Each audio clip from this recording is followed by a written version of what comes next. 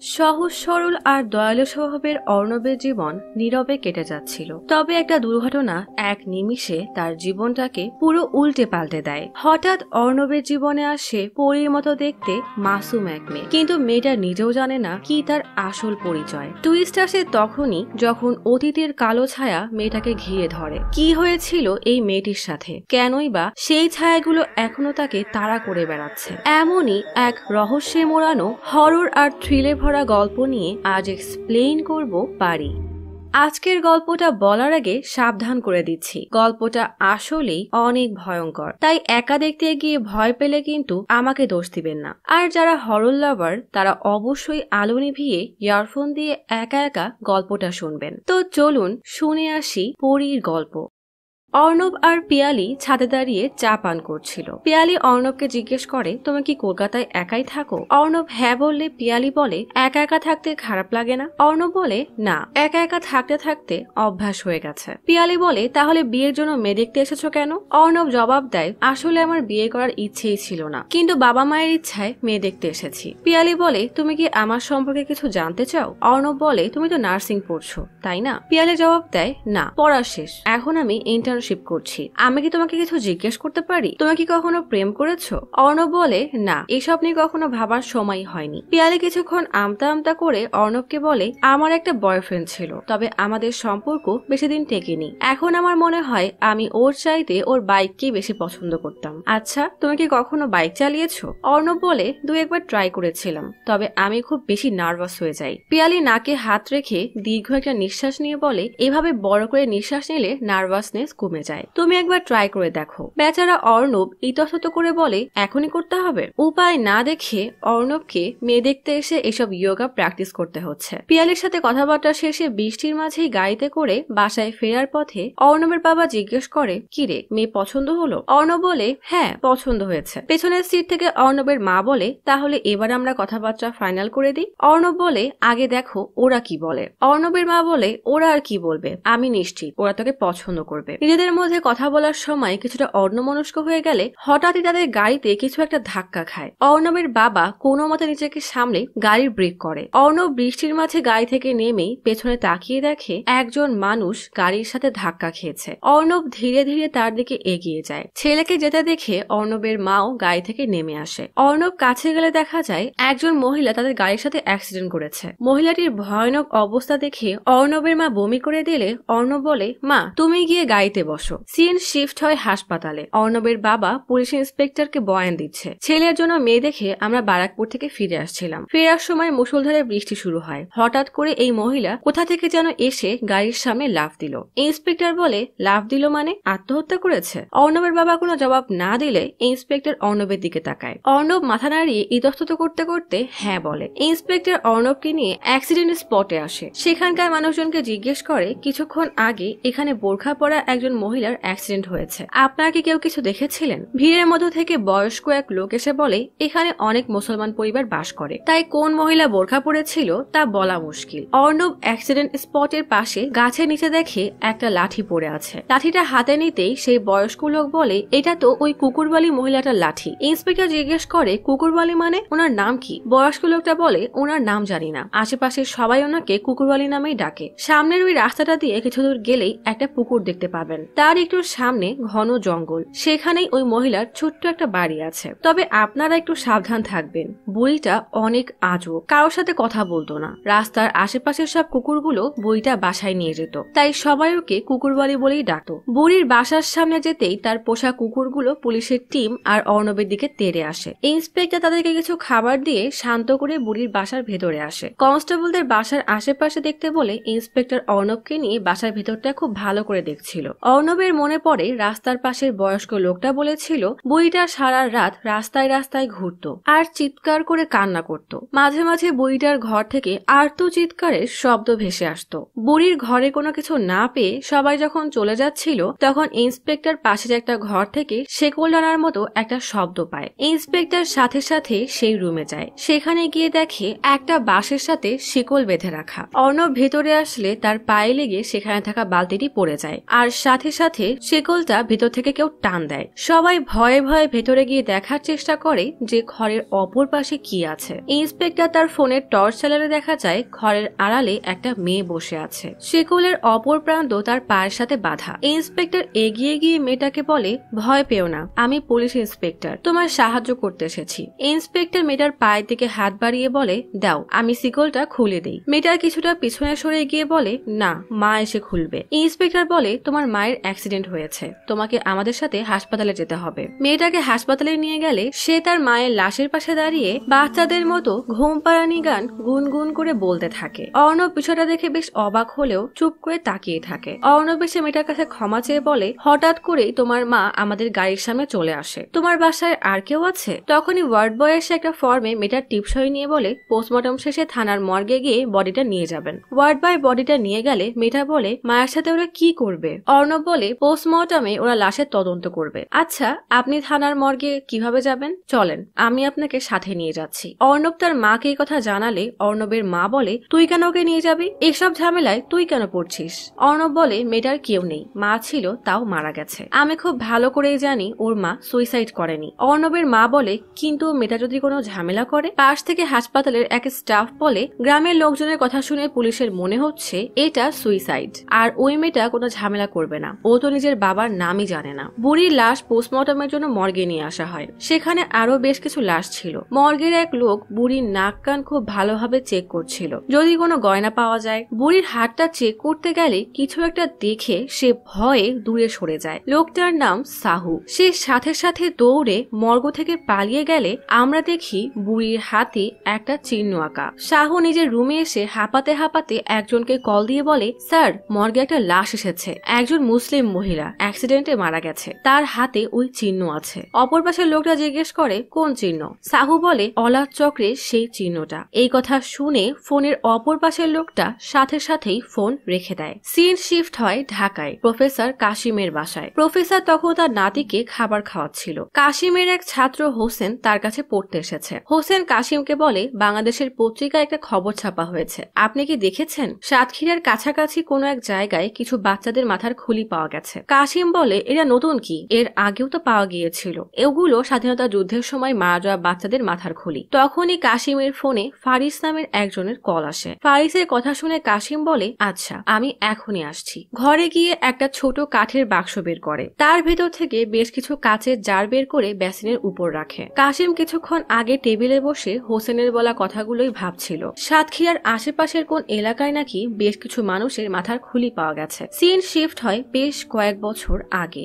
একটা অন্ধকার ঘরে কয়েকজন মানুষকে শিকল দিয়ে বেঁধে রাখা হয়েছে। কাশিমের বয়স তখন অনেক কম। রুমের মাঝখানে একটা বাচ্চা একটা গর্ভবতী মেয়ে পানির মধ্যে শুয়ে আছে, তার পা ঝুলিয়ে বাঁধা। কিছুক্ষণ পর বাচ্চা ডেলিভারি হলে একটা হুইল চেয়ারে করে মেয়েটাকে অন্য একটা রুমে নিয়ে আসা হয়। সেই রুমের মাঝে অনেকগুলো যুবতী মেয়েদেরকে আটকে রাখা হয়েছিল। দুজন লোক এসে সবার মধ্য থেকে একটা মেয়েকে ইঞ্জেকশন দিতে গেলে মেয়েগুলো ভয়ে ছটফট করা শুরু করে। তারপর লোক দুটো আর একটা গর্ভবতী মেয়েকে ধরে নিয়ে ডেলিভারি রুমে এসে বাথটাবের মধ্যে শুইয়ে দেয়। কাশিম ফারিসকে জিজ্ঞেস করে, আর কয়জন আছে? ফারিস উত্তর দেয়, আরো 12 জন। কাশিম বাথটাবে শুয়ে থাকা মেয়েটাকে বলে, ভয় পাওয়ার কিছু নাই, একটু পরে সব ঠিক হয়ে যাবে। কিন্তু মেয়েটা নিজের হাতের পাশে জ্বালানো আগরবাতি নিয়ে কাশিমকে ভয় দেখায়। কাশিম বলে, এটা সরাও, নয়তো তোমার কোনো ক্ষতি হয়ে যেতে পারে। কিন্তু মেয়েটা হঠাৎ করেই কাশিমের ডান চোখে জ্বলন্ত আগরবাতি দিয়ে দেয়। কাশিম যন্ত্রণায় পেছনে সরে গেলে সেখানে বেঁধে রাখা লোকগুলো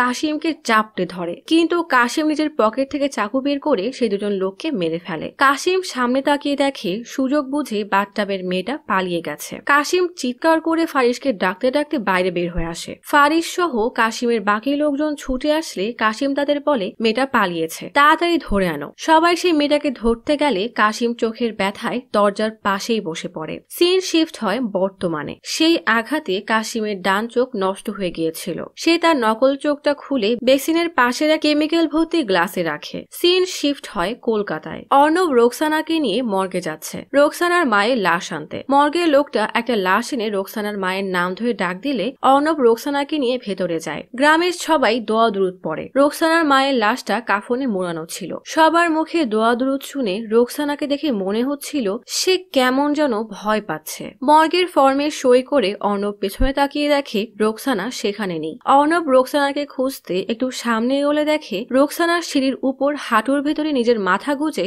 জড়সড় হয়ে বসে আছে। গ্রামের লোকজন সূরা ফাতিহা পড়ছে। অনেক ধীরে ধীরে সিঁড়ি বেয়ে রোকসানার দিকে এগিয়ে যায়। রোকসানার কাঁধে হাত রাখতেই রোকসানা চমকে চোখ দুটো বড় বড় করে অর্ণবের দিকে ভয়ানক দৃষ্টিতে তাকায়। গ্রামের লোকজন আগরবাতি জ্বালালে রোকসানা সেটা দেখে ভীষণ ভয় পেয়ে বলে, ওরা আগরবাতি কেন জ্বালিয়েছে? অর্ণব বলে, কেন, কি হয়েছে? ওটা তো সুগন্ধের জন্য জ্বালিয়েছে। রোকসানা বলে, আপনি ওদের তাড়াতাড়ি নেভাতে বলুন। অর্ণব তাড়াতাড়ি গ্রামবাসীকে বলে আগরবাতিগুলো নিভিয়ে ফেলুন। দাফন কাফন শেষে অর্ণব রোকসানাকে তাদের বাড়িতে রাখতে আসে। রাত বেশ গভীর। জঙ্গলের মাঝ দিয়ে রোকসানা আর তার পিছু পিছু অর্ণব হেঁটে যাচ্ছিল। কিছু দূর যাওয়ার পর রোকসানা পেছনে ফিরে অর্ণবকে বলে, তুই চলে যা, আমি একাই যেতে পারবো। অর্ণব পকেট থেকে কিছু টাকা বের করে রোকসানাকে দিয়ে বলে, এটা রাখেন, হয়তো আপনার কোনো কাজে আসবে। কিন্তু রোকসানা অর্ণবের দেওয়া টাকাগুলো না নিলে অর্ণব বলে, আচ্ছা ঠিক আছে, আমি তাহলে এখন চলে যাই। অর্ণব চলে গেলে রোকসানা পুকুরের পাশ দিয়ে বাসার দিকে রওনা দেয়। হঠাৎ একটা ভয়ঙ্কর শব্দে রোকসানা চমকে উঠে পিছনে তাকায়। পেছনে তাকিয়ে কাউকে না দেখে রোকসানার সামনে এগিয়ে যায়। একটু সামনে এগিয়ে গেলে রোকসানা দেখে হাতে লাঠি নিয়ে একজন মহিলা বাঁশঝাড়ের নিচে বসে আছে। সেই মহিলা তাকে ডাক দিয়ে বলে, রুকু, এদিকে আয়। রুকু বৃদ্ধার দিকে তাকিয়ে বলে, তুই কে? সেই মহিলা রোকসানার দিকে তাকালে দেখা যায় এই মহিলাই রোকসানার মা রুবিনা। রুবিনা উঠে দাঁড়ায়, দুহাত বাড়িয়ে রোকসানাকে বলে, আমার কাছে আয়। রোকসানা সেখানে ঠায় দাঁড়িয়ে থাকে। রোকসানা তার দিকে না আসলে রুবিনা দুহাত বাড়িয়ে রোকসানার দিকে এগিয়ে যায়। রুবিনা রোকসানার কাছাকাছি আসলেই আবারও পেছন থেকে সেই ভয়ানক গঙ্গানির শব্দটা ভেসে আসে। রোকসানা পেছনে তাকিয়ে দেখে সেখানে কেউ নেই। সামনে তাকালে হঠাৎ করে রুবিনা রোকসানাকে দুই হাত দিয়ে চেপে ধরে। কিন্তু এবার আর রুবিনার চেহারাটা স্বাভাবিক নেই, তার চেহারাটা অনেক বিভৎস। রুবিনা ভয়ঙ্কর ভাবে বলে, ও তোর কাছে কিছু চাইতে এসেছে আর তোকে তা দিতে হবেই। রোকসানা ভয়ে নিজেকে ছাড়িয়ে নিয়ে এক দৌড়ে বাসায় চলে আসে। বাসায় বারান্দায় বসে পেটে হাত রেখে যন্ত্রণায় চিৎকার করতে করতে পোষা কুকুরগুলোকে ইশারায় ডাকতে থাকে। সিন শিফট হয় একটা পত্রিকা অফিসের ছাপাখানায়। অর্ণব এই পত্রিকা অফিসে চাকরি করে। পিয়ালি অর্ণবকে কল দিয়ে জানায়, আমি বিয়ের জন্য হ্যাঁ বলে দিয়েছি। আজ বিকালে আপনি কি আমার সাথে একবার দেখা করতে পারবেন? অর্ণব বিকালে পিয়ালির সাথে দেখা করতে আসে। পিয়ালি বলে, আপনাকে বলেছিলাম না একজন ডাক্তারের সাথে আমার সম্পর্ক ছিল? সেদিন আমি আপনাকে আমাদের রিলেশন নিয়ে কিছু মিথ্যা বলেছিলাম। আসলে আমাদের সম্পর্কটা 4 বছরের ছিল। কিন্তু তারপর বলেই পিয়ালি থেমে যায়। অর্ণব জিজ্ঞেস করে, তারপর কি হলো? পিয়ালি উঠে দাঁড়িয়ে বলে, তারপর আমাদের মাঝে সবকিছু শেষ হয়ে যায়। পিয়ালির ভাব দেখে স্পষ্ট বোঝা যায় সে আসলে অর্ণবের কাছ থেকে কিছু লুকাচ্ছে। পরের দিন সকালে রোকসানা পুকুরে পানি নিতে আসে। পানি নিয়ে ফিরে আসার সময় রোকসানার মনে হয় পুকুরের অপর পাশে কেউ বসে আছে। কাউকে না দেখে রোকসানা বাসায় চলে যায়। রোকসানা চলে গেলে দেখা যায় প্রফেসর কাশিম দূর থেকে রোকসানার উপর নজর রাখছে। কাশিমের সাথে কিছু লোকজন আর মর্গের সেই ওয়ার্ড বয়টাও আছে। বালতিতে করে পানি এনে রোকসানা পানি ভর্তি বালতিটার সামনে রেখে মেঝেতে চুপচাপ বসেছিল। অপরদিকে কাশিমও নিজের ঘড়ির দিকে তাকিয়ে আছে। দুজনকে দেখে মনে হচ্ছে তারা কিছু একটার জন্য অপেক্ষা করছে। রোকসানা দুহাত দিয়ে বালতিটাকে শক্ত করে চেপে ধরে আঁচড় দিতে থাকে। হঠাৎই দূর থেকে মসজিদের মাইকে আজানের শব্দ ভেসে আসে। সাথে সাথে রোকসানা নিজের মাথাটা বালতির পানিতে চুবিয়ে রাখে। কাশিম তার সঙ্গীদের সাথে থাকা ব্যাগপত্র থেকে কিছু জিনিসপত্র বের করে রোকসানার বাড়ির দিকে এগিয়ে যায়। তখনও চারিদিকে আজান হচ্ছে। রোকসানা তখনও তার মাথাটা বালতির মধ্যে চুবিয়ে রেখেছে। কাশিম সবাইকে নিয়ে রোকসানার বাসার সামনে আসলে পোষা কুকুরগুলো তাদেরকে বাসার ভেতরে ঢুকতে দেয় না। ওয়ার্ড বয় সাহু কাশিমকে বলে, আপনি ভেতরে যান, আমরা কুকুরগুলোকে সামলাচ্ছি। সাহু আর বাকি লোকজন কুকুরগুলোকে মারতে শুরু করলে কাশিম কিছু আগরবাতি জ্বালিয়ে রোকসানাদের বাসার দিকে যায়। কাশিম ঘরে ঢুকে দেখে ঘরের মেঝেতে বালতি আছে, কিন্তু রোকসানা সেখানে নেই। কাশিম বুঝতে পারে রোকসানা পালিয়ে গেছে। কাশিম ঘর থেকে বের হওয়ার সময় খেয়াল করে বালতির মধ্যে কিছু একটা ভাসছে। সে বালতিটার কাছে গেলে দেখতে পায় সেখানে একটা চুল ভাসছে। কাশিম চুলটা তুলে নিজের কাছে রেখে দেয়। মাঝরাতে কুকুরের ডাকে অর্ণবের ঘুম ভেঙে যায়। সে দরজা খুলে বারান্দায় এসে দাঁড়ায়। কুকুরটা কার দিকে যেন তাকিয়ে ডাকছে। অর্ণব সেদিকে তাকাতেই একটা ছায়া আড়াল থেকে সরে যায়। অর্ণব সিঁড়ি দিয়ে নিচে উকি দিয়ে আশেপাশে কাউকে দেখতে পায় না। সে ফিরে এসে নিজের ঘরে ঢুকে দরজা লাগিয়ে দেয়। হঠাৎ তার চোখে পড়ে মেঝেতে কারো পায়ের ছাপ। পায়ের ছাপগুলো এখনো স্পষ্ট, মানে কিছুক্ষণ আগে অর্ণবের রুমে কেউ ঢুকেছে। অর্ণব টেবিলে থাকা ফুলদানিটা হাতে নিয়ে ধীরে ধীরে পায়ের ছাপ ধাপটা অনুসরণ করে সেদিকে যায়। ঘরের আলোগুলো জ্বালিয়ে দিয়ে ভয়ে ভয়ে খাটের নিচে দেখার চেষ্টা করে। হঠাৎই কিছু একটা দেখে ভয়ে তার হাত থেকে ফুলদানিটা পড়ে যায়। খাটের নিচে রোকসানা শুয়ে আছে, তার সমস্ত শরীরটা কেমন যেন কাঁপছে। রোকসানা ভয়ে জড়সড় হয়ে চোখ দুটো বড় বড় করে বলে, ওরা আমাকে মেরে ফেলবে, দয়া করে আমাকে বাঁচাও। অর্ণব এক গ্লাস দুধ এনে রোকসানাকে দিয়ে বলে, এটা খেয়ে নাও, শরীরটা ভালো লাগবে। রোকসানা তখনও ভয়ে জড়সড় হয়ে বসে আছে। অর্ণবের হাত থেকে গ্লাসটা নিয়ে সে খেতে শুরু করে। অর্ণব রোকসানার সামনে মেঝেতে বসে জিজ্ঞেস করে, আপনাকে কে মারতে চায়? রোকসানা জবাব দেয়, একটা লোক শেকল দিয়ে আমাকে ধরতে এসেছিল। অর্ণব বলে, আপনি কি তাকে চেনেন? রোকসানা বলে, আমি যখন ছোট ছিলাম তখন তাকে পাহাড়ে দেখেছিলাম।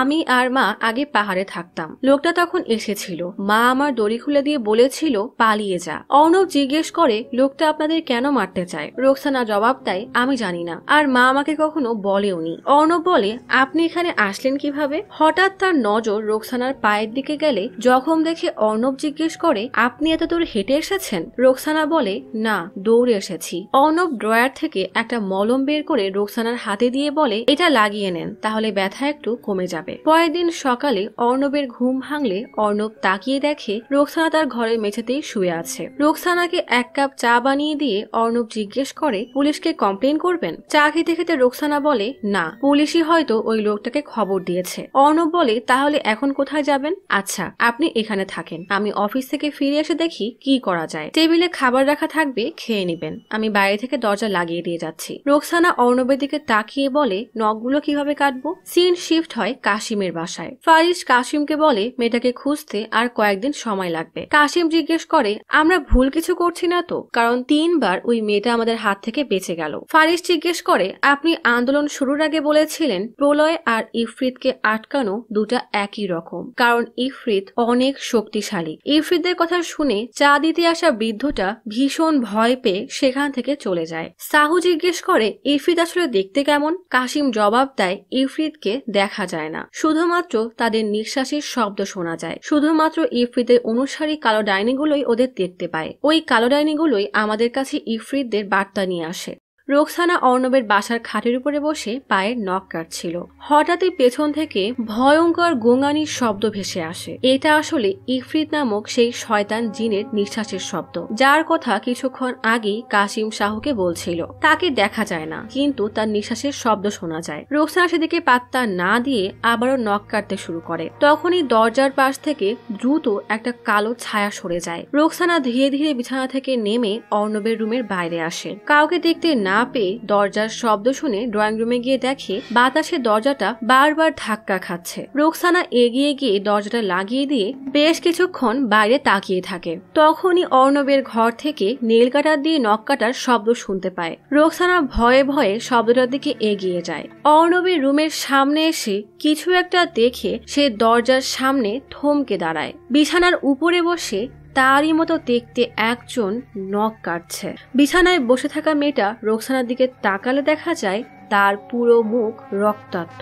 সেই রক্তাক্ত মুখেই সে ভয়ঙ্কর একটা হাসি দেয়। রোকসানা ভয়ে সেখান থেকে দৌড়ে বাথরুমে এসে দরজা লাগিয়ে দেয়। রোকসানা সেখানে একটা বালতি দেখে তাড়াতাড়ি পানির কল ছেড়ে বালতির পাশে বসে পড়ে। তখনই দরজার বাইরে থেকে ইফরিত জিনের নিঃশ্বাসের শব্দ ভেসে আসে। রোকসানা ভয়ে ভয়ে দরজার দিকে তাকায়। হঠাৎ করে নিঃশ্বাসের শব্দটা থেমে যায়। তখনই একটা কালো ডাইনি এসে রোকসানাকে বলে, ও তোর কাছে কিছু চাইতে এসেছে আর তোকে তা দিতেই হবে। রোকসানা ভয়ে জোরে একটা চিৎকার দিয়ে বালতির পানির মধ্যে নিজের মাথা চুবিয়ে রাখে। অফিসের কাজ শেষে অর্ণব রাতে বাসায় ফিরে আসে। বাসার সব রুম খুঁজে রোকসানাকে কোথাও না পেয়ে বাথরুমের সামনে গিয়ে দেখে দরজা বন্ধ, কিন্তু বাথরুমের লাইটটাও বন্ধ করা। অর্ণব লাইট জ্বালিয়ে দিয়ে বলে, আপনি কি ভেতরে আছেন? রোকসানা দরজা খুলে বাইরে বেরিয়ে আসে। তাকে এই অবস্থায় দেখে অর্ণব জিজ্ঞেস করে, কি হয়েছে, আপনি খাবার খাননি কেন? রোকসানা জবাব দেয়, ক্ষুধা লাগেনি তাই। অর্ণব রোকসানার হাতে একটা শপিং ব্যাগ ধরিয়ে দিয়ে বলে, এটা আপনার জন্য। রোকসানা বাচ্চাদের মতো 2 হাত দিয়ে ব্যাগটা জড়িয়ে ধরে। অর্ণব রাতের খাবার রেডি করতে থাকে। কিছুক্ষণ পর রোকসানা অর্ণবের দেওয়া জামা পরে বাইরে আসে। রোকসানা এসে পাশে বসলে অর্ণব রিমোট দিয়ে টিভি অন করে। টিভি দেখে রোকসানা সেদিকে অবাক হয়ে তাকিয়ে থাকে। মায়ের সাথে জঙ্গলে বড় হওয়ায় সে আসলে মানুষের স্বাভাবিক জীবনযাপনের সাথে অভ্যস্ত না। অর্ণব বলে, আমি আপনার জন্য একটা আশ্রমের খোঁজ পেয়েছি। আশ্রমটা অনেক ভালো। কাল সকালে অফিসে যাওয়ার সময় আমি আপনাকে ওখানে রেখে আসবো। রোকসানা প্রচুর ভীত হয়ে বলে, ও সেখানেও চলে আসবে, আমি কোথাও যাব না বলেই রোকসানা ঘরে চলে যায়। অর্ণব ঘরে এসে দেখে রোকসানা খাটের নিচে জড়সড় হয়ে শুয়ে আছে। অর্ণব বলে, আমি তোমাকে এখানে রাখতে পারবো না, আমার মা বাবা জানলে অনেক বড় সমস্যা হয়ে যাবে। রোকসানা বলে, কেউ জানতে পারবে না, আমি ইঁদুরের মতো এখানেই লুকিয়ে থাকবো।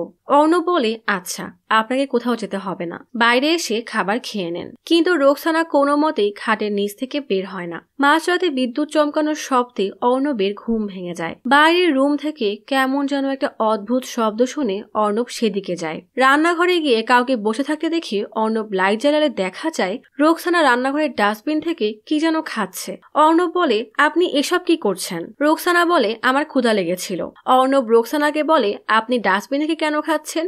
আমার সাথে আসুন। অর্ণব রোকসানাকে টেবিলে বসিয়ে খেতে দেয়। রোকসানার খাওয়া দেখে বোঝাই যাচ্ছিল সে আসলে অনেকদিন থেকেই পেট ভরে খায়নি। পরের দিন সকালে অর্ণব রোকসানাকে নিয়ে একটা আশ্রমে আসে। কিন্তু আশ্রমে গিয়ে দুই মহিলার মাঝে মারামারি দেখে রোকসানা অর্ণবের হাতটা ধরে তার পিছনে এসে লুকিয়ে পড়ে। অর্ণব রোকসানাকে আশ্রমে না রেখে আবারও বাসায় নিয়ে আসে। অর্ণব রোকসানার চালচলন দেখে বুঝতে পারে রোকসানা আর সবার মতো সাধারণ জীবনযাপনের সাথে অভ্যস্ত না। সে এখনো বাচ্চাদের মতোই মাসুম থেকে গেছে। ধীরে ধীরে অর্ণব রোকসানাকে সবকিছু শেখায়, কিভাবে দাঁত ব্রাশ করতে হয়, কিভাবে ফ্রিজ ব্যবহার করতে হয়। নতুন ফ্রিজ দেখে রোকসানা তো ফ্রিজের মধ্যে মাথা ঢুকিয়েই বসে থাকে। এভাবেই দুজনের দিন সুন্দরভাবেই কেটে যাচ্ছিল। একদিন সন্ধ্যায় রোকসানা সোফায় বসে টিভি দেখতে দেখতে পায়ে নখ কাটছিল। হঠাৎই ডিশ লাইনটা চলে যায় আর রোকসানার পেছন থেকে ইফ্রেজিনের নিঃশ্বাসের ভয়ঙ্কর শব্দ ভেসে আসে। কিন্তু রোকসানা রিমোট দিয়ে চ্যানেল চেঞ্জ করতে শব্দটা থেমে যায়। কিছুক্ষণ পর রোকসানা আয়নার সামনে দাঁড়িয়ে নিজেকে দেখছিল। তখন আবারও ইফ্রেজিনের নিঃশ্বাসের শব্দ শোনা যায়। রোকসানা পেছনে ফিরে তাকাতেই হঠাৎ তার পেটে ব্যথা শুরু হয়। এত তীব্র ব্যথা সহ্য করতে না পেরে রোকসানার যন্ত্রণায় মেঝেতে বসে পড়ে। রাতে অর্ণব বাসায় ফিরে আসলে দেখে রোকসানা সোফার উপর শুয়ে যন্ত্রণায় ছটফট করছে। অর্ণব জিজ্ঞেস করে, কি হয়েছে? রোকসানা অর্ণবের দিকে তাকিয়ে বলে, আমার কাছে আসবি না, আমাকে কিছুক্ষণের জন্য একা থাকতে দে। অর্ণব ডাক্তার আনার কথা বললে রোকসানা দৌড়ে ঘরে গিয়ে দরজা লাগিয়ে দেয়। অর্ণব রোকসানাকে দরজা খুলতে বললে রোকসানা বলে, তুই কিছুই করতে পারবি না, প্রতি মাসেই আমার এমন ব্যথা হয়, আমাকে একা থাকতে দে। অর্ণব মনে করে তাই তো, প্রতি মাসেই তো মেয়েদের এমন হয়, তাই কোনো কথা না বলেই সেখান থেকে চলে আসে। অর্ণব রাতে গভীর ঘুমেছিল। রোকসানা তার পাশের বেলকনির রেলিং এর উপরে উঠে কেমন ভাবে যেন বসে আছে। হঠাৎই রোকসানা রেলিং থেকে নিচে লাফ দিয়ে বিল্ডিং এর গ্রিল বেয়ে নিচে নামার সময় খেয়াল করে একটা কুকুর তার দিকে তাকিয়ে আছে। রোকসানা এবার দেয়াল আর গ্রিল বেয়ে নিচে নেমে আসে। দরজা খুলে বাইরে এসে কুকুরটার সামনে বসে কুকুরটাকে আদর করে একটা চুমু দেয়। কুকুরটা খুব শান্তশিষ্ট ভাবেই দাঁড়িয়েছিল। সে কিছু বুঝে ওঠার আগেই রোকসানা কুকুরটার ঘাড়ে জোরে একটা কামড় দেয়। ছটফট করতে করতে কুকুরটা সেখানেই মারা যায়। দেখা যায় রোকসানার মুখে কুকুরের রক্ত লেগে আছে। হঠাৎ কেন যেন রোকসানা কাঁদতে শুরু করে। সেই রাতেই কাশিম ফারিসকে নিয়ে একটা পুরনো বাসায় আসে। দুজন সেই বাসায় একটা রুমে ঢুকলে দেখা যায় রুমের কোনায় একটা মেয়েকে শিকল দিয়ে বেঁধে রাখা হয়েছে। মেয়েটা বলে, আমাকে বাঁচান, ওরা আমাকে বেঁধে রেখেছে, যখন ইচ্ছা আমাকে মারে, গালি দেয়, বলে আমি নাকি কালো ডাইনি। হাত জোর করে কাঁদতে কাঁদতে বলে, দয়া করে আমাকে এখান থেকে নিয়ে যান। তারপর মেঝেতে পড়ে ডুকরে ডুকরে কাঁদতে শুরু করে। কিছুক্ষণ পর মাথা উঁচু করে কাশিমের দিকে তাকিয়ে রাগান্বিত চেহারায় বলে, কি চাস তুই? কাশিম পকেট থেকে রোকসানার বাসায় পাওয়া চুলটা ডাইনির দিকে ছুঁড়ে মারে। ডাইনিটা রোকসানার চুল হাতে নিয়ে বলে, এটা কোথায় পেয়েছিস? তুই ওর খোঁজ চাস তাই না? কাশিম মাথা নাড়িয়ে হ্যাঁ বলে। ডাইনি বলে, আমি কেন তোর সাহায্য করব? আমি তো সাহায্য করতে পারবো না। ডাইনিটা ধীরে ধীরে কাশিমের দিকে এগিয়ে আসলে কাশিম দোয়া পড়তে শুরু করে। দোয়া শুনে ডাইনিটা দুই হাত দিয়ে কান চেপে ধরে ছটফট করতে করতে ঘরের কোনায় গিয়ে বসে পড়ে। কাশিম যত জোরে দোয়া পড়ে ডাইনিটা যেন যন্ত্রণায় ততই ছটফট করতে থাকে। কাশিম দোয়া পড়া থামালে দেখা যায় সুন্দর চেহারার আড়ালে এতক্ষণ লুকিয়ে রাখা ডাইনিটার আসল চেহারা। যন্ত্রণায় সেটা আরো বিভৎস হয়ে উঠেছে। কাশিম বলে, এবার বলবি বলি নাকি আবারও দোয়া পড়া শুরু করব, কিন্তু খবরদার মিথ্যা বলবি না। ডাইনিটা রোকসানার চুল হাতে নিয়ে লম্বা একটা ঘ্রাণ নিয়ে বলে, আজও চুলে তেল দিয়েছে, কিন্তু কোথায় আছে আমি জানি না। আজকেই ও নিজের শরীর থেকে বিষ বের করেছে।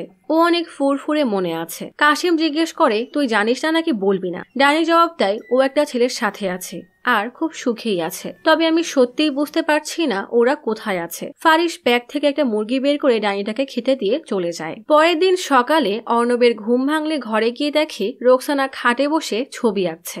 অর্ণব বলে, দেখি কি আঁকছো? অর্ণব খাতাটা হাতে নিয়ে দেখে রোকসানা অর্ণব এবং তার একটা ছবি আঁকছে।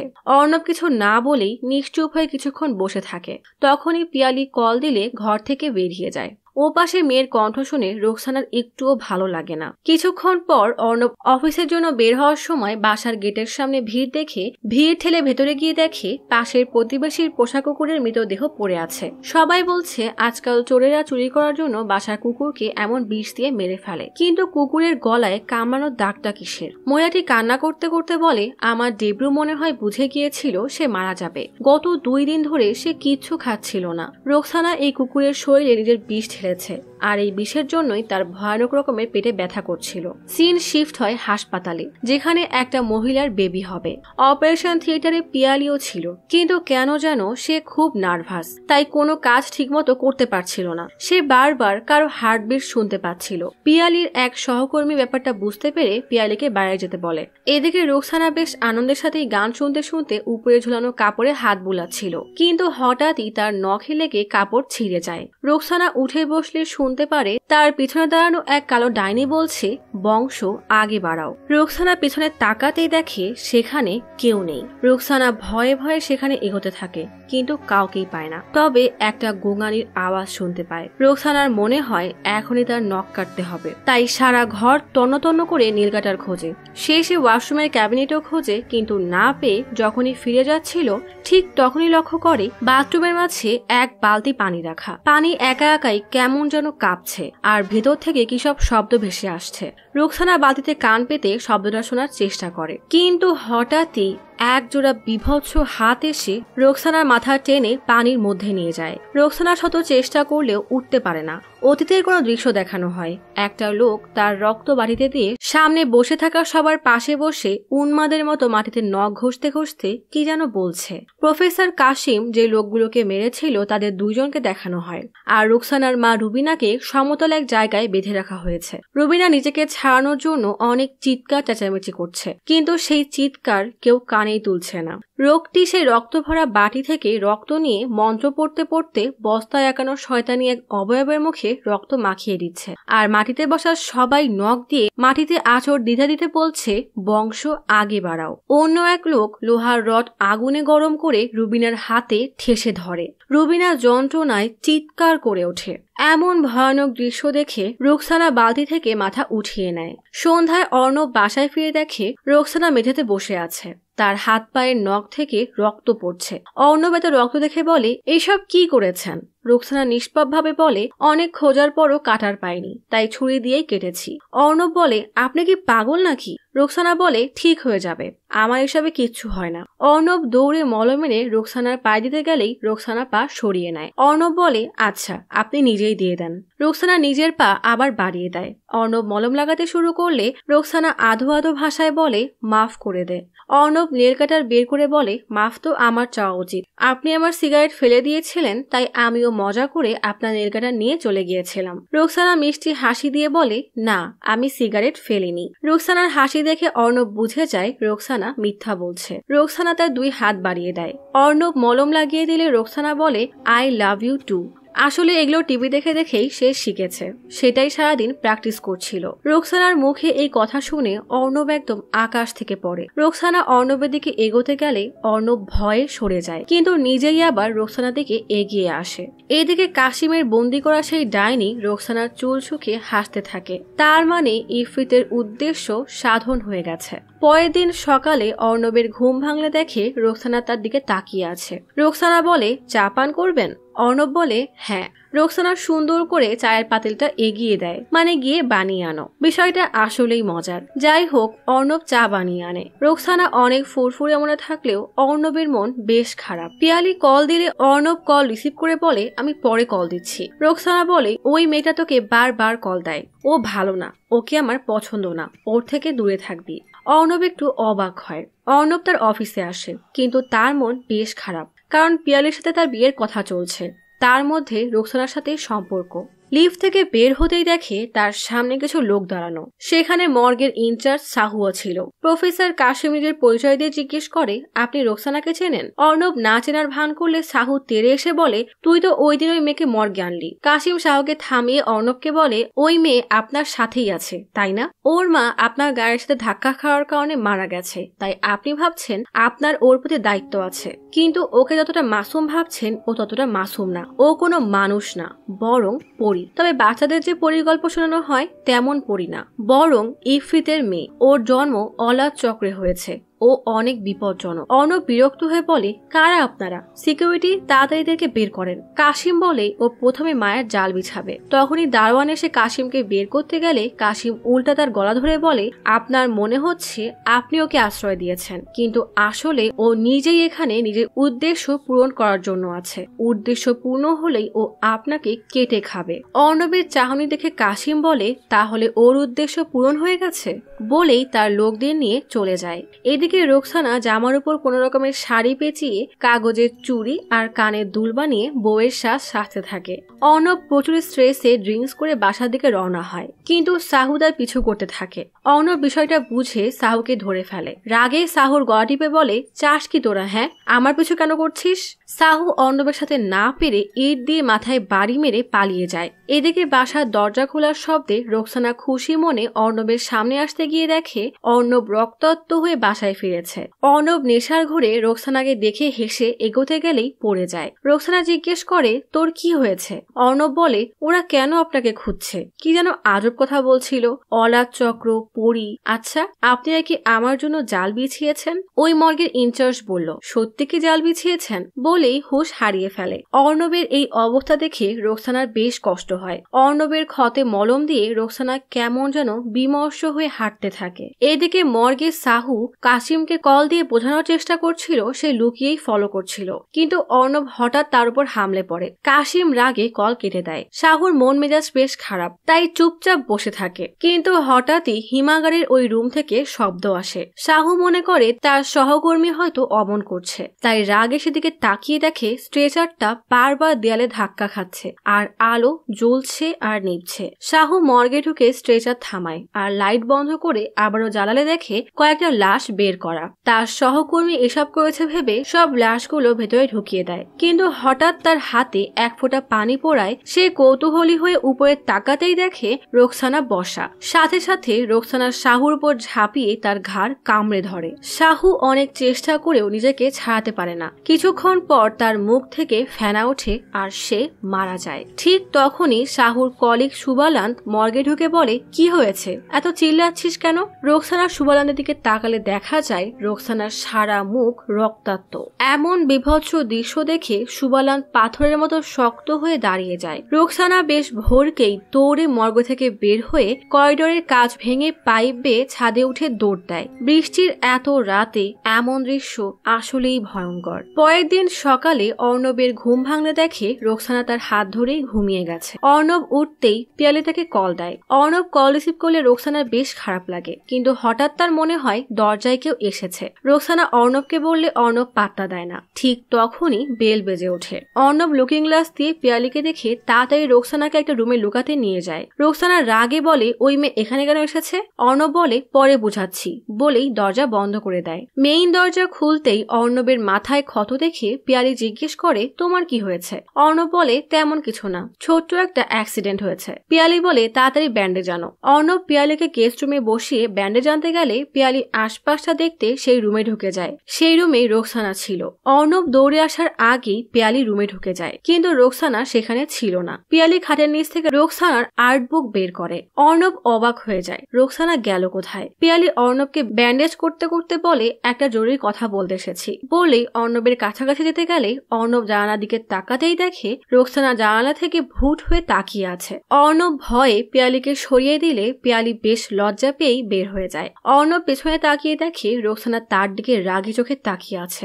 অর্ণব জিজ্ঞেস করে, আপনি জানালার উপাশে গেলেন কিভাবে? রোকসানা অর্ণবের কাছে এসে তাড়াতাড়ি অর্ণবের মুখ মুছতে থাকে। পিয়ালির দেখা দেখি সেও অর্ণবের কাছে যেতেই যাবে, তখনই পিয়ালি তার ফোন নিতে ফিরে আসলে অর্ণবের সাথে অন্য মেয়েকে দেখে রাগে চলে যায়। অর্ণব পিয়ালিকে আটকানোর অনেক চেষ্টা করে, কিন্তু পিয়ালি বলে, তোমাকে আগেই বলেছিলাম আমার থেকে কিছু না লুকাতে। আমি তোমাকে সব বলেছিলাম। আরো একটা গুরুত্বপূর্ণ কথা বলতে এসেছিলাম, কিন্তু তুমি এত বড় ধোঁকাবাজ তা আমি বুঝতে পারিনি। বলেই বাসে উঠে চলে যায়। অর্ণব এবার প্রচুর রেগে উপরে এসে দেখে রোকসানা আরামে বসে তার পছন্দের কার্টুন দেখছে। অর্ণব রেগে বলে, আমার ওই একটা ভুলের জন্য নিজেকে কি ভাবছেন? যা খুশি তাই করবেন? ভালো করে শুনে রাখেন, আমাদের মধ্যে কোনো সম্পর্ক নেই। তাড়াতাড়ি এখান থেকে বের হয়ে যান। রোকসানা তার কোনো কথাকে পাত্তা দিচ্ছে না দেখে অর্ণব রোকসানার হাত ধরে বের করতে গেলেই রোকসানার রাগে চোখ বড় বড় করে অর্ণবের গলা ধরে উঁচু করে বলে, আমি কোথাও যাব না। রোকসানার অতি প্রাকৃত শক্তির কারণে টিভির ডিশও চলে যায়। রোকসানার এমন ভয়ানক রূপ দেখে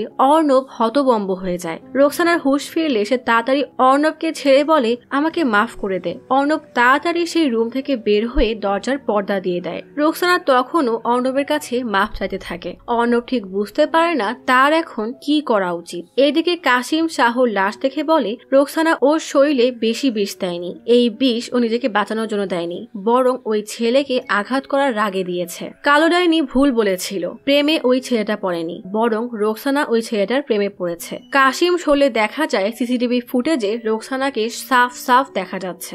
এদিকে অর্ণব হঠাৎ লক্ষ্য করে রোকসানা পিয়ালির ছবি আঁকিয়ে দরজার নিচ থেকে অর্ণবের পাশে রেখে দিয়েছে। অর্ণব দরজা খুলে ভেতরে ঢুকে দেখে রোকসানা দুই হাত দিয়ে মুড়িয়ে কাপড় গোছাচ্ছে। অর্ণবকে দেখে রোকসানা বলে, এই জামাগুলো নিয়ে যাই। অর্ণব বলে, কোথায় যাচ্ছেন আপনি? আশ্রমের ওরা সোমবার যেতে বলেছে। বলেই অর্ণব ড্রয়িং রুমে গিয়ে পিয়ালিকে কল দিয়ে থাকে। তখনই লক্ষ্য করে টিভিতে একটা ভয়ানক ঘটনার কথা বলছে। গতকাল রাতে সাহু নামের এক মর্গের কর্মচারীকে নির্মমভাবে হত্যা করা হয়েছে। সাহুর সহকর্মী জানিয়েছে সে একটা মেয়েকে দেখেছে। রোকসানা যেন শুনতে না পায়, তাই অর্ণব তাড়াতাড়ি মিউট করে সংবাদ দেখতে থাকে। তখনই পিয়ালি কল দিয়ে বলে, আমি এই বিয়ে ভেঙে দিচ্ছি, তুমি দয়া করে আমাকে কল দেওয়া বন্ধ করো। বলেই কেটে দেয়। রোকসানা আসলে কে এই চিন্তায় মগ্ন থাকায় অর্ণব পিয়ালিকে আর কিছুই বলে না। অফিসে সে গুগলে সার্চ করে জানতে পারে 1990-এ বাংলাদেশের সাতক্ষীরা জেলার এক খবর পুরো দেশে আলোড়ন সৃষ্টি করে। সাতক্ষীরা এবং তার আশেপাশের এলাকার নাবালিক মেয়েরা রহস্যজনকভাবে গায়েব হয়ে যাচ্ছিল। জানা যায় এই মেয়েদের গায়েবের পেছনে শয়তানের পূজারী অলাদ চক্র নামের এক সংগঠনের হাত ছিল। এই সংগঠনের উদ্দেশ্য ছিল ইফরিত নামক শয়তান জিনের বংশ বিস্তার করা। সিন শিফট হয় রুবিনাকে আটকে রেখে শয়তানকে ডাকার সেই মজলিসে। রুবিনার হাতে শয়তানের সেই বিশেষ চিহ্ন লোহা দিয়ে পুড়িয়ে দেওয়ার পর একটা সাদা চাদর দিয়ে তাকে ঢেকে দেওয়া হয়। গাছের পাশ থেকে কালো একটা ছায়া সরে যায়। এই শয়তানি চক্রের লিডার ইফরিতকে ডাকতে থাকে। মজলিসের এক লোক দেখে হঠাৎ মশালে আগুনের তীব্রতা বেড়ে যাচ্ছে। এদিকে অর্ণব তাদের অফিসের পুরনো পত্রিকা বের করে, যেখানে অলাদ চক্রের বিষয় লেখা হয়েছিল। সেখানে লেখা অলাদ চক্রের বিষয়ে জানাজানি হলে সবাই এই শয়তানি চক্রের বিরুদ্ধে আন্দোলন শুরু করে, যার নাম হলো কিয়ামত আন্দোলন, যার নেতা ছিল ঢাকা বিশ্ববিদ্যালয়ের প্রফেসর কাশিম আলী। অর্ণব এবার কিয়ামত আন্দোলনের বিষয়ে গুগলে সার্চ করে জানে সাধারণ জনতা এই কিয়ামত আন্দোলনের পক্ষে থাকলেও এদের অমানবিক নিয়ম কানুন আর কট্টরবাদী চিন্তাভাবনার কারণে সরকার এদেরকে অবৈধ এবং নিষিদ্ধ বলে ঘোষণা দেয়। অর্ণব এবার প্রফেসর কাশিমের নাম সার্চ দিতেই দ্য ইভিল চাইল্ড নামের একটা বইয়ের নাম আসে। অর্ণব লাইব্রেরিতে সে ইভিল চাইল্ড বই খুঁজে পড়া শুরু করে। বইতে লেখা ইফরিত সবচেয়ে শক্তিশালী এবং বিপজ্জনক জিন। অর্ণবের মনে পড়ে রোকসানা এমন একটা ছবি এঁকে তাকে দিয়েছিল। সিন আবারও সেই শয়তানির সঙ্গীর মজলিসে শিফট হয়। বিভৎস রকমের এক গোঙানি দিয়ে ইফরিত এগিয়ে আসছে। চাদরে ঢাকা রুবিনা অসহ্য যন্ত্রণায় ছটফট করতে থাকে। চাদরের নিচে একটা অবয়বকে দেখা যায়, যে ধীরে ধীরে গোঙাতে গোঙাতে চাদরের ভেতরে ঢোকে। অর্ণব বই পড়ে জানতে পারে একমাত্র এই ইফরিত যিনি মানুষের সাথে সম্পর্ক করে নিজের সন্তান জন্ম দিতে পারে, অর্থাৎ বংশ বিস্তার করতে পারে। এদিকে রুবিনা ভয়ানক যন্ত্রণায় জোরে জোরে চিৎকার করতে থাকে। অর্ণব বই পড়ে জানতে পারে অনুসারে ইফরিতের সন্তান মানুষের সন্তানের মতো 9 মাসে না বরং চন্দ্রের ক্যালেন্ডার অনুযায়ী 1 মাসে জন্মগ্রহণ করে। চন্দ্রের ক্যালেন্ডার হলো একটা ক্যালেন্ডার যা চাঁদের বিভিন্ন অবস্থানের মাসিক চক্রের উপর ভিত্তি করে, যেমন পূর্ণচন্দ্র, আংশিক চন্দ্র ইত্যাদি। এ সকল বাচ্চারা নাভি এবং নাভির সাথে থাকা নাড়ি ছাড়ে জন্মগ্রহণ করে। এ সকল বাচ্চার রক্তে প্রচুর পরিমাণে বিষ থাকে। যদি 29 দিনে এই বিষ তারা বের না করে তাহলে ওই বিষাক্ত রক্ত তাদের নিজেদেরকেই মেরে ফেলে। এই বাচ্চাদের জন্মের একটাই উদ্দেশ্য, তা হলো তাদের মতোই আরো ইফরিতের শয়তানির সন্তানকে জন্ম দেওয়া। আর এই জন্যই ওই কালো ডাইনি বারবার রোকসানাকে বলতো বংশ বিস্তার করে ওর রক্ত ছড়িয়ে দাও। অর্ণব রোকসানার বিষয়ে সব বুঝতে পারে, তবে রোকসানা যেহেতু রুবিনার কাছে বড় হয়েছে সে ইফরিতের এই শয়তানির বিষয়ে কিছুই জানে না। সেই জন্যই সে এতটা ভোলা ভালা মাসুম স্বভাবের, ঠিক যেন একটা পরী। তবে প্রশ্ন হলো ইফরিতের যে শয়তানি বৈশিষ্ট্য সেটা তো রোকসানার রক্তে মিশে আছে। সেই সত্য থেকে রোকসানা কতক্ষণ নিজেকে দূরে রাখতে পারবে? এদিকে রোকসানার হঠাৎ ঘুম ভাঙে। বিছানা থেকে নামার সময় লক্ষ্য করে তার পেটে প্রচুর ব্যথা করছে। ব্যথায় চোখ থেকে পানি বের হচ্ছে। হঠাৎ পা নাড়তে গিয়ে দেখে তার পায়ে শিকল বাঁধা। রোকসানা সেই শিকল ধরে সামনে এগোতে থাকে। রোকসানা কাউকে মৃদু স্বরে গুনগুন করতে শুনে পাশের রুমে গিয়ে দেখে রক্তমাখা একটা পায়ে সেই শিকল বাঁধা, যার হাতে একটা রক্তে ভরা ফিডারের বোতল। মেয়েটার সারা জামায় রক্তের দাগ। মনে হচ্ছে সে কিছু কোলে নিয়ে বসা। ভালো করে তাকালে দেখা যায় একটা নবজাতকের পা ঝুলছে। মেয়েটা সেই নবজাতকের মুখের উপর ওই রক্ত ভরা ফিডার উপর করে ধরে। মেয়েটা তাকাতেই দেখা যায়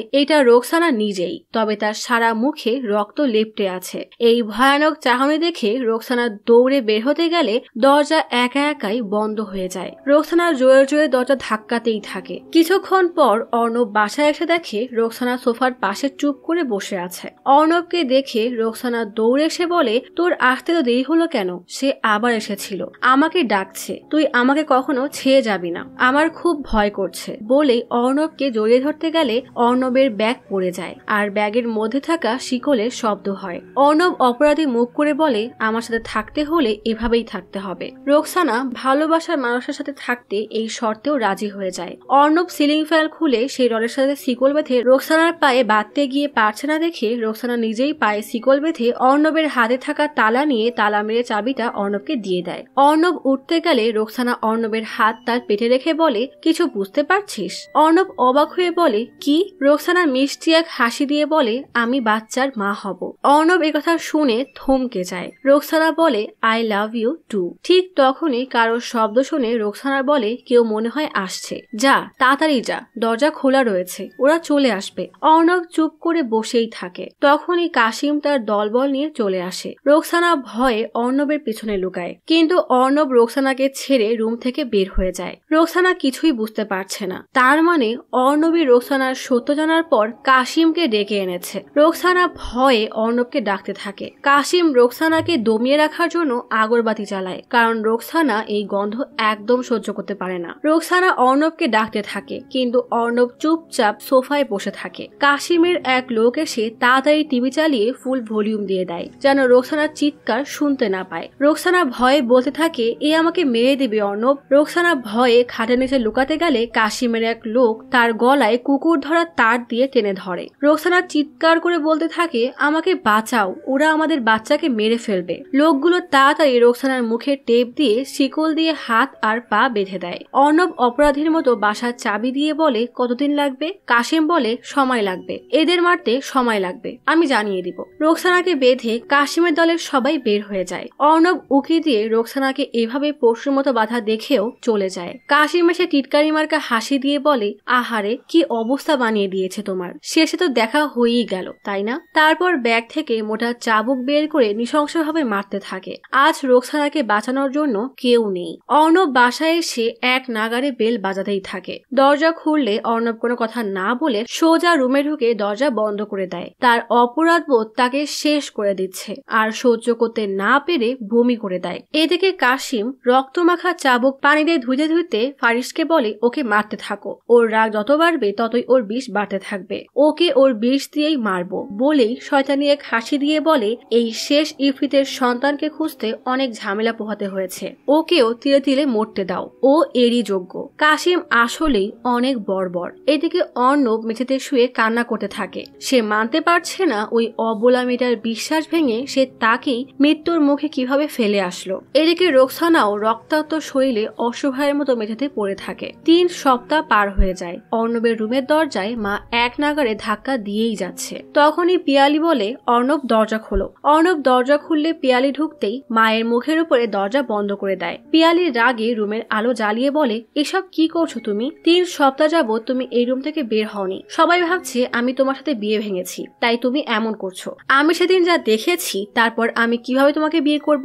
সব দোষ আমার ঘরেই কেন আসছে? তুমি এখনই বাইরে গিয়ে সবাইকে সত্য বলবে, না হলে আমি বলবো। অর্ণব বলে, সত্য? সত্য হলো ওই মেয়েটা কোনো সাধারণ মানুষ না, বরং একটা রাক্ষস, ইফরিতের মেয়ে। এদিকে রোকসানার নখ না কাটার জন্য অনেক বড় বড় হয়ে গেছে। এতদিনে রোকসানার বাচ্চা অনেক বড় হয়ে গেছে। রোকসানার সারা শরীর রক্তাক্ত। একজন ফারিসকে জিজ্ঞেস করে আর কত সময় লাগবে। ফারিস বলে আর বেশি দিন নেই, আর কয়েক ঘন্টা পর ও মারা যাবে। দেখা যায় চাবুকের আঘাতে রোকসানার সারা মুখ রক্তাক্ত হয়ে আছে। পিয়ালি সেই স্কেচের দিকে কেমন দৃষ্টিতে যেন তাকিয়ে আছে। এদিকে অর্ণব পিয়ালিকে সব বললে পিয়ালি জিজ্ঞেস করে, তুমি কি ওকে ভালোবাসো? অর্ণব বলে, আমি শুধু এইটুকুই জানি আমার জন্য ও বাচ্চার মা হবে, আর আমি ওকে ওই অবস্থায় একা মরার জন্যই ছেড়ে চলে আসলাম। তাহলে আসল রাক্ষস তো আমি হলাম, তাই না? পিয়ালি বলে, ভালো মন্দ সব আমাদের মধ্যেই থাকে। আসলে আমি সেদিন তোমাকে একটা কথা জানাতে এসেছিলাম। আমার সাথে যেই ডক্টরের সম্পর্ক ছিল, সেই সম্পর্ক এমনি শেষ হয়েছিল না। আমি গর্ভবতী হয়ে গিয়েছিলাম। প্রথম সব ঠিক ছিল, কিন্তু একদিন হঠাৎ সে কল দিয়ে বলল ওর দ্বারা এসব দায়িত্ব নেওয়া সম্ভব না। ব্যাস, তার সব দায়িত্ব শেষ। এরপর সব আমাকেই করতে হয়। বাচ্চার বয়স ততদিনে 3 মাস হয়ে গিয়েছিল। আল্ট্রাসাউন্ডেও বাচ্চার হার্টবিটও শোনা গিয়েছিল। আমি ওকে অনুভব করতে পারতাম। কাঁদতে কাঁদতে বলে, এখনো ওর হার্টবিট অনুভব করি। অর্ণবের মনে পড়ে রোকসানাও বলেছিল বাচ্চাকে অনুভব করতে পারছে কিনা। অর্ণব আর এক মুহূর্ত দেরি না করে বাসায় এসে দেখে আশেপাশে সব ছিন্ন ভিন্ন হয়ে পড়ে আছে। বেডরুমের কাছে আসতেই চমকে ওঠে। একজনের লাশ খাটে আর ফারিসের লাশ শেকলে ঝুলছে। এদিকে কাশিম আরামে ঘুমাচ্ছিল। হঠাৎ পাশ ফিরতেই দেখে রক্তাক্ত রোকসানা তার দিকে ভয়ানক দৃষ্টিতে তাকিয়ে আছে। কাশিম প্রথমে ভয় পেলেও সাহস করে জিনকে দমন করার দোয়া পড়তে থাকে, কিন্তু আশ্চর্যের বিষয় সেই দোয়া রোকসানার কানে আগুনের মতো লাগার কথা। কিন্তু রোকসানা একদম শান্ত হয়ে হাসতে থাকে। কাশিম দোয়া পড়তে পড়তে কিছু খুঁজতে থাকে আর রুমের বাইরে যাওয়ার চেষ্টা করে, কিন্তু কোনো কিছুতেই কোনো লাভ হয় না। রোকসানা কাশিমের কাছে এসে কাশিমের মুখ ধরে এক নিমেষেই ঘাড় মোটকে দেয়। কি বিভৎস দৃশ্য! সাথে সাথে কাশিমের নিথর দেহ মাটিতে পড়ে যায় আর পাথরের চোখটাও খুলে পড়ে যায়। রোকসানা কান থেকে ইয়ারফোন খুলে MP3 প্লেয়ারটি টেবিলে রেখে বের হয়ে যায়। টেবিলে রাখা কাশিমের ফোনে অর্ণব কল দিতেই থাকে। অর্ণব বাসা থেকে বের হতেই যাবে, হঠাৎ টেবিলে ধাক্কা খেয়ে নিচে পড়তে গেলে দেখে পিয়ালির আঁকানো সেই স্কেচ, যেটার উপরে রক্তমাখা পায়ের ছাপ। অর্ণব পিয়ালিকে কল দিলে পিয়ালি বলে, কেবলই বাসায় পৌঁছালাম। অর্ণব বলে, বাসার সব দরজা জানলা বন্ধ করে দাও, ও এখনো বেঁচে আছে আর ও অবশ্যই তোমাকে মারতে আসবে। পিয়ালি বলে, কি বলছো এসব? অর্ণব বলে, যা বলছি করো। আমি না আসা পর্যন্ত যেই আসুক না কেন খবরদার দরজা খুলবে না। পিয়ালি ফোন রেখে তাড়াতাড়ি বাসার সব দরজা জানলা বন্ধ করে ফ্রিজ থেকে পানি খেতে গেলেই তার পোষা পাখির চিৎকার শুনে দৌড়ে এসে দেখে পাখিটা তার জায়গায় নেই। পাখিকে খুঁজতে খুঁজতে বেডরুমে এসে দেখে রোকসানা রক্তমাখা মুখে বসে তার পাখিকে চিবিয়ে চিবিয়ে খাচ্ছে।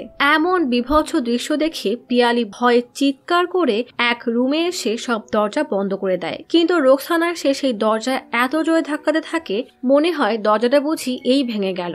ভয়ে আরেক দরজা খুলে বের হতে গেলে দেখে সামনে বিভৎস চেহারার রোকসানা দাঁড়ানো। পিয়ালি পালাতে গেলে রোকসানা পিয়ালির চুল টেনে মাথায় বাড়ি মারে, তারপর জোরে আছাড় মেরে টি টেবিলের উপরে ফেলতেই টি টেবিল ভেঙে মেঝেতে পড়ে যায়। রোকসানা পিয়ালির উপর বসে যখনই তার বিষ পিয়ালির শরীরে দিতে যাবে তখনই তার পায়ে রিমোটের চাপ লাগে আর রোকসানার প্রিয় কার্টুন চালু হয়ে যায়। সাথে সাথেই মাসুম রোকসানা জেগে যায়। রোকসানা হা হয়ে টিভি দেখতে থাকে। পিয়ালির সুযোগ বুঝে পাশে থাকা টুল দিয়ে রোকসানার মাথায় বাড়ি মেরে ফেলে দিলে রোকসানার পেট একটা তক্তায় লাগে। সাথে সাথে রোকসানা ব্যথায় আর্তনাদ করে ওঠে। পিয়ালি একটা রুমে ঢুকে ভয়ে কান্না করতে থাকে, কিন্তু বাইরে থেকে রোকসানার আর্তনাদ শুনে নিজেকে শক্ত করে একটা তক্তা নিয়ে রোকসানাকে একদম শেষ করতে বের হতে যায়, কিন্তু দরজা খুলে দেখে রোকসানা প্রসব যন্ত্রণায় প্রচুর কষ্ট পাচ্ছে। পিয়ালি রোকসানাকে মারতে গিয়েও যখন দেখে রোকসানার অবস্থা খুবই খারাপ, তখন তার নিজের করা অন্যায় কথা মনে পড়ে। তার বাচ্চাকে সে কিভাবে মেরে ফেলেছিল। তাড়াতাড়ি বালিশ আর কম্বল এনে রোকসানাকে সাহায্য করার সিদ্ধান্ত নেয়। পিয়ালি রোকসানাকে জোরে নিঃশ্বাস নিতে বলে। এদিকে অর্ণব গাড়ি চালাতে চালাতে বারবার কল দিয়েই যাচ্ছে। যখনই বাচ্চা বের হওয়ার সময় হয় সাথে সাথে বিদ্যুৎ চলে যায়, টিভির ডিশও চলে যায়। বিদ্যুৎ চমকালে পিয়ালির পেছনে 3 জন কালো ডাইনিকে দেখা যায়। ফাইনালি ইফরিতের বংশধর আসছে। তারা এই বাচ্চার অপেক্ষাতেই ছিল। বাচ্চার কান্নার শব্দ শোনা যায়। পিয়ালি বাচ্চাকে উঠালে তার নাভির সাথে নারী দেখা যায়। সাথে সাথে টিভিতে সেই কার্টুন শুরু হয়। কিন্তু ইফরিতের বংশধর হলে তো এই নারী থাকার কথাই না। কিছুক্ষণ পর বিদ্যুৎ চলে আসে। পিয়ালি রোকসানার কাছে বাচ্চাকে দিয়ে হাত মুখ ধুতে গেলে দেখে রোকসানা কোথাও নেই। অর্ণব ছুটতে ছুটতে এসে জিজ্ঞেস করে, তুমি ঠিক আছো? কল ধরছিলে না কেন? পিয়ালি বলে, ও চলে গেছে, বাচ্চা আমার কাছে রেখে চলে গেছে। অর্ণব অবাক হয়ে তার বাচ্চাকে দেখে। পিয়ালি বলে, আমি তোয়ালে আনতে ভিতরে যাই, এসে দেখি ও নেই। অর্ণব তাড়াতাড়ি সেই জঙ্গলে আসে যেখানে সে রোকসানাকে পেয়েছিল। এসে দেখে রোকসানার যন্ত্রণায় কাতরাচ্ছে। অর্ণবকে দেখে রোকসানা বলে, কেন এসেছিস সেখানে? চলে যা, আমার কাছে আসবি না। অর্ণব তবুও রোকসানার কাছে যেতে থাকে। আসলে রোকসানার রক্তে বিষ ভরে গেছে। অর্ণব তার কাছে গেলে রোকসানার ভিতরে শয়তান জেগে সব বিষ অর্ণবের রক্তে দিয়ে দিতে পারে। সেই ভয়ে রোকসানা গাছে ওঠার চেষ্টা করে যেন অর্ণবের কোনো ক্ষতি না হয়, কিন্তু প্রচুর দুর্বল থাকায় আবার মাটিতে পড়ে যায়। অর্ণব দৌড়ে রোকসানার কাছে এসে রোকসানাকে তুলে ধরলে দূরে দাঁড়ানো তার কুকুর বন্ধুদেরকে দেখিয়ে বলে, এরা সব জানে কখন আমার রক্তে বিষ ভরে যায় আর আমার সেই বিষ বের করার দরকার হয়, তবুও তারা কখনো আমাকে ছেড়ে যায় না। অর্ণব কান্না করতে করতে রোকসানার কাছে ক্ষমা চেয়ে বলে, আমাকে মাফ করে দাও রোকসানা, আমি ভয় পেয়ে গিয়েছিলাম। রোকসানা অনেক কষ্টে বলে, আমার বাচ্চা, ওকে ভয় পাবে না, ও আমার মতো না। অর্ণব পরম যত্নে রোকসানাকে জড়িয়ে ধরে। রোকসানার ভিতরে শয়তান খুব চেষ্টা করে যেন রোকসানা অর্ণবের গলায় কামড় দিয়ে সব বিষ দিয়ে দেয়, কিন্তু অর্ণবের প্রতি রোকসানার ভালোবাসা রোকসানাকে আটকে রাখে। রোকসানা আবার সে বিষ গিলে ফেলে। হঠাৎ রোকসানার শরীরটা নিথর হয়ে যায়। নিজের বিষে রোকসানা নিজেই মারা যায়। তবে দুনিয়াকে প্রমাণ করে যায় ভালোবাসা থাকলে শয়তানি রক্ত শরীরে থাকা সত্ত্বেও নিজের জীবন দিয়ে ভালোবাসার মানুষকে বাঁচানো যায়। অর্ণব জানায় ওই বাচ্চার নাভিও ছিল আর নাভির সাথে নারীও সংযুক্ত ছিল। হয়তো এই অসম্ভব এই জন্যই সম্ভব হলো কারণ ওই বাচ্চাটার জন্ম ইফরিতের নৃশংসতার জন্য না, বরং রোকসানার ভালোবাসার জন্য হয়েছিল। রোকসানা হঠাৎ এক ঝড় হওয়ার মতোই অর্ণবের জীবনে আসলো আর প্রকৃত ভালোবাসা চোখে আঙ্গুল দিয়ে দেখিয়ে সেই ঝড় হওয়ার মতোই চলে গেল। হয়তো রোকসানা সেখানেই গেছে যেখানে কল্পনার সেই মিষ্টি পরীগুলো থাকে। বাংলাদেশের সাতক্ষীরা থেকে কিছু মেয়ে গায়েব হওয়ার সত্য ঘটনা নিয়ে নির্মিত হয়েছিল এই পরী মুভিটি। ফেসবুকে এমনই গুজব ছড়িয়ে গিয়েছিল 2018 সালে এই মুভিটি রিলিজের পর। গুগল সার্চ করেও দ্য ইভিল চাইল্ড নামে কোনো বই খুঁজে পাওয়া যায়নি। পাই চলচ্চিত্রের পর্দায় দ্য ইভিল চাইল্ডের বইয়ের একটা কপি দেখানো হলেও রকমারি কিংবা অ্যামাজনের মতো বড় বড় বইয়ের ওয়েবসাইটেও প্রফেসর কাশিম আলীর লেখা দ্য ইভিল চাইল্ড নামের কোনো বই দেখাই যাচ্ছে না। আর বাস্তবে ঢাকা বিশ্ববিদ্যালয়ের কাশিম আলী নামের কোনো প্রফেসর বা অলার চক্র নামের কোনো শয়তানের পূজারী সংস্থা বা কিয়ামত আন্দোলন নামের কোনো আন্দোলনের অস্তিত্ব পাওয়া যায়নি। সুতরাং সম্পূর্ণটাই কাল্পনিক কাহিনী। তবে সাতক্ষীরা সহ দেশের বিভিন্ন এলাকায় নারী ও শিশু পাচারের ঘটনা ঘটেছে, আর এই ক্রাইমকে লুকাতেই অসাধু চক্র এই অলার চক্রের গুজব ছড়িয়ে দিয়েছিল, যেটা সাধারণ মানুষ বিশ্বাস করে নিয়েছিল। তবে যে যাই বলুক, রোকসানার চরিত্রটি আমাদের চোখে আঙ্গুল দিয়ে দেখিয়ে দিয়ে গেল সত্যি ভালোবাসা থাকলে পাথরেও ফুল ফোটানো সম্ভব। আজ তাহলে এখানেই চলে যাচ্ছি। শীঘ্রই ফিরবো নতুন অথবা পুরাতন ইউনিক কোনো মুভির গল্প নিয়ে। ফিরে আসা পর্যন্ত লাইক, কমেন্ট এবং সাবস্ক্রাইব করে অচিরার গপ্পসপের সাথেই থাকুন। পাশে থাকা বেল আইকনটি ক্লিক করে রাখুন। দেখা হবে পরের ভিডিওতে।